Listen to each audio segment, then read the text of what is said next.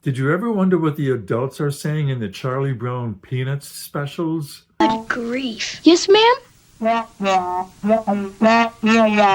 Huh? Yeah, exactly. Today, we're going to describe what it's like for hard of hearing people when they can't comprehend what people are saying to them. I'm going to give a couple simulations of what my own hearing is like. So, this show is really kind of focused for friends and family. So, I would appreciate it if you would share this with your friends and family, which may help you as a hard of hearing person have people understand exactly what's going on with you. First, I want to talk about lip reading. Yes, I lip read, but I can't sit here and look across the room and read clearly what people are saying by their lips.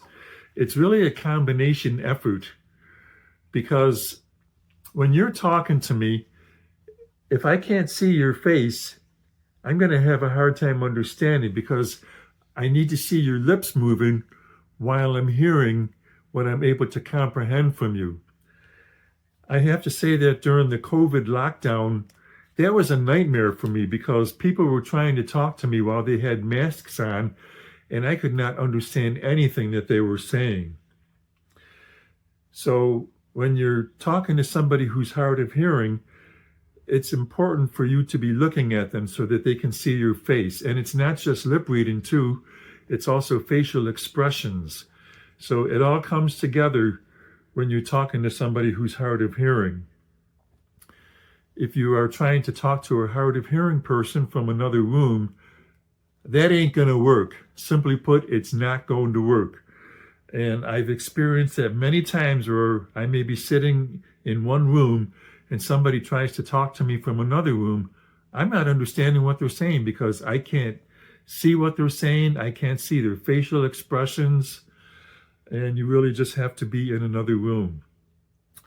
And anytime that a hard of hearing person is in a situation where they are struggling very hard to hear, I'm going to talk about active and passive listening in another episode.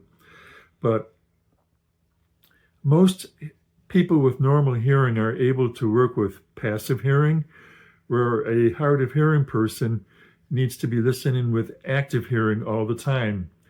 And that's so that they can understand what's being said. It gets very, very tiring, I can tell you that. It drains their energy, and it's often very easy for the hard of hearing person to just tune out. So if you're sitting in a room and you're having a conversation, or there's multiple people in the room and there's noise around, or if you got a hard of hearing person who's sitting in that room, they're engaged for a while and then gradually they start to tune out. Maybe they pick up their phone and start reading that instead, or they're just alone in their own thoughts or something like that. They're probably tuning out.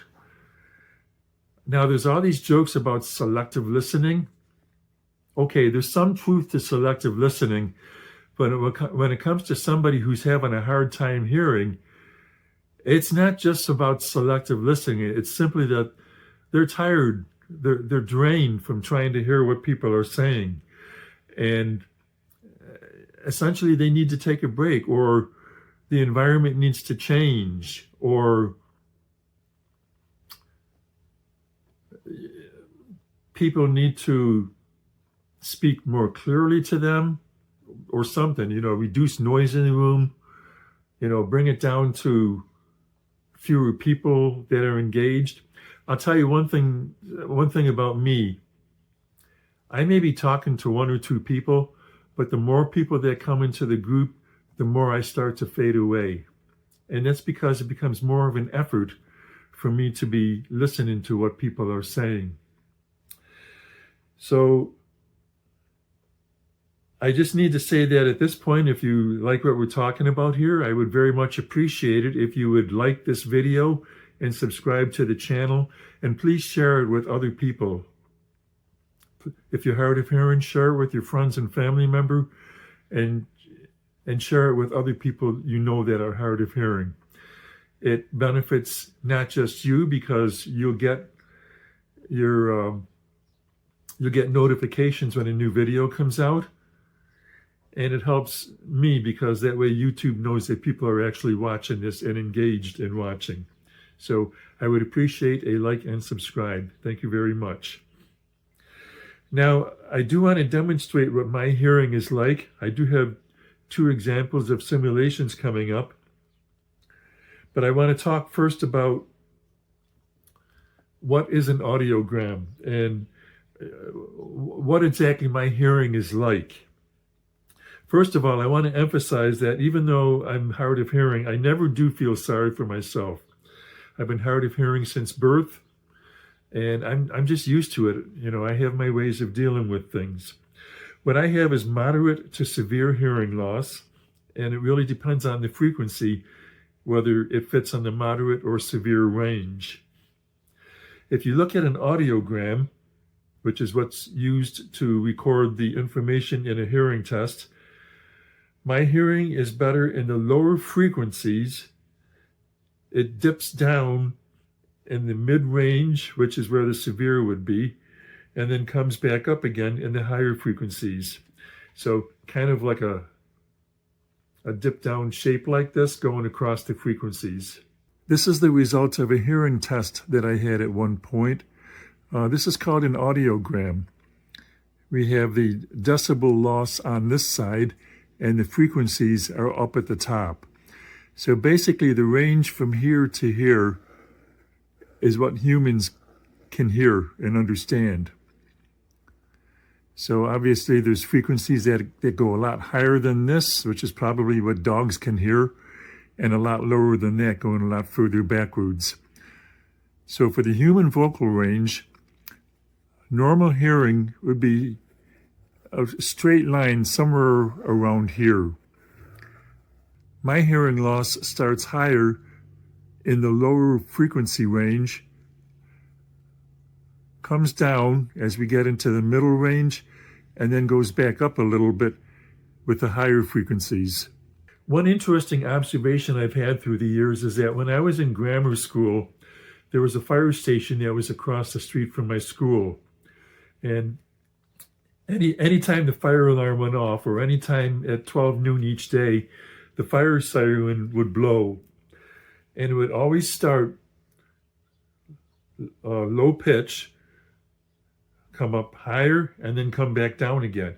You know, I'm sure you know, you're familiar with that, you know.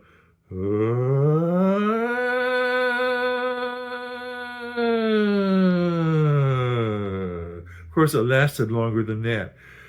But what I noticed very early in my life is that the volume would change as it was going across the frequencies. So it would be louder when it was down low.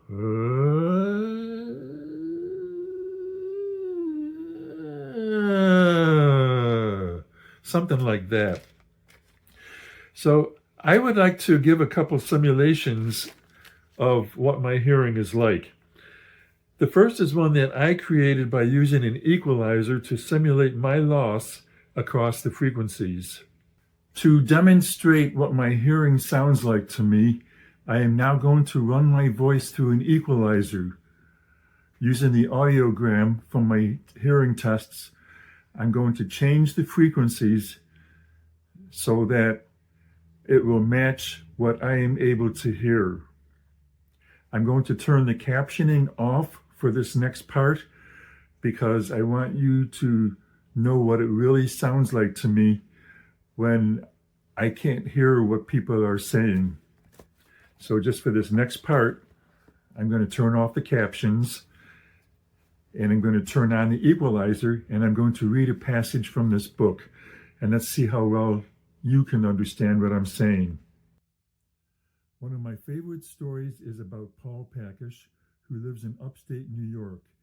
After 32 years working at a local television station in the control room, he found himself without a job in his late 50s. Okay, now stressing the importance of lip reading, my ability to lip read while I'm listening to someone, I'm going to cover my mouth so that you can't see what my mouth is doing or what my lips are doing while I'm reading the next few sentences. It was a classic story of how technology had eliminated his position, a piece of information he received in a very matter-of-fact way in 2014. He had studied speech and communication in college. Are you getting it? Now I'm going to turn the equalizer off so that my voice will be normal to anyone who's listening to this. And he had gotten an accountant degree in his early 50s because he was already thinking about his future. The second simulation I want to give is from a website at starkey.com. Hi, Hadley. How's it going? Good, Grandpa. What'd you do in school today? Well, one main thing was that media got canceled, so our class, got to either write or draw something. And what did you write or draw? Well, I wrote something, and I call it the Love to. random fact of the day. Did you know that if you dug a hole from one side of the earth to the other and you jumped through it? So those are two simulations of what my hearing is like. Again, I don't feel sorry for myself. I have been hard of hearing since birth. It runs in the family, so it's hereditary.